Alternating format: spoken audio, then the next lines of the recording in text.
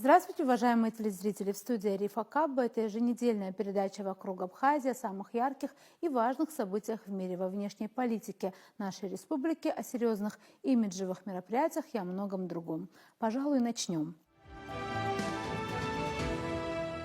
Москва настаивает на принятии Грузии правовых обязательств неприменения силы против Абхазии и Южной Осетии, а также на начале процесса делимитации грузино-абхазской и грузино-юго-осетинской государственных границ с их последующей демаркацией. Об этом сообщил МИД России по итогам встречи замминистра иностранных дел Михаила Галузина с сопредседателями международных дискуссий по безопасности и стабильности в Закавказье. Встреча была посвящена подготовке к очередному раунду дискуссий, запланированному на конец июня, и рассмотрению актуальных вопросов повестки дня этого важного переговорного формата.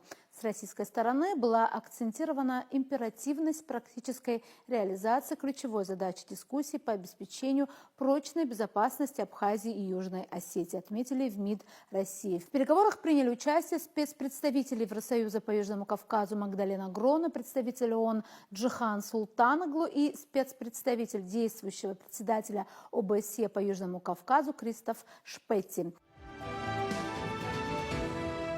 К другим новостям. Прошедшая пятница потрясла Ближний Восток и весь мир. Рано утром 13 июня Израиль нанес массированный удар по объектам в Иране. Погибло большое количество военных и мирных жителей, и Тегеран не оставил атаку без ответа. Вот уже несколько дней страны обмениваются ударами, в том числе по ядерным объектам. Зачем Тель-Авив пошел на эскалацию и чем это грозит миру, пытаются анализировать различные СМИ. 13 июня Израиль начал беспрецедентную операцию против Ирана, нанеся удары по ядерным объектам, военным базам и командному составу. Эта атака, получившая название «Нация львов», по другой версии «Народ как лев», стала, по словам израильских властей, ответом на растущую ядерную угрозу со стороны Тегерана. В результате израильских авиаударов погибли десятки человек, включая высшее руководство корпуса стражи исламской революции, а Иран, пообещав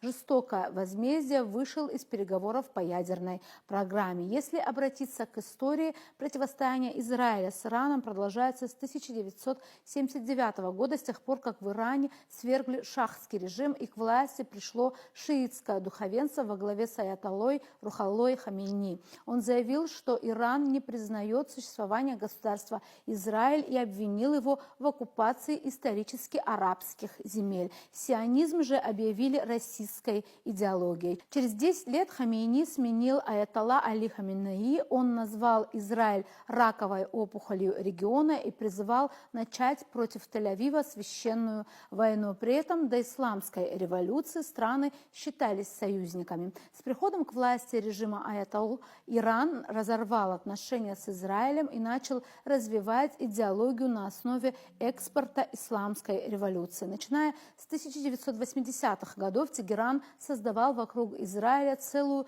систему группировок и союзников, которые служили интересам Ирана. Неофициальная коалиция, настроенная против Израиля и Запада, получила название «Ось сопротивления». Так Иран активно поддерживал радикальную шиитскую организацию Хазбалла, боровшуюся с Израилем в Ливане с 1982 по 2000-е годы. Во Второй Ливанской войне в 2006 году противоборствующими сторонами, по сути, были Израиль и Иран. Тоже можно сказать о войне Израиля с суннитским движением Хамас, которое после военного переворота в 2007 году захватило власть в секторе Газа. Кроме того, с 1980-х годов Иран развивает ядерную программу, которая ведет свою историю с 1950-х годов. Страну неоднократно обвиняли в том, что под прикрытием мирных целей Тегеран на самом деле разрабатывает собственное ядерное оружие. С учетом развития этой программы Израиль стал считать Иран главной угрозой безопасности в регионе. В 2024 году государства подошли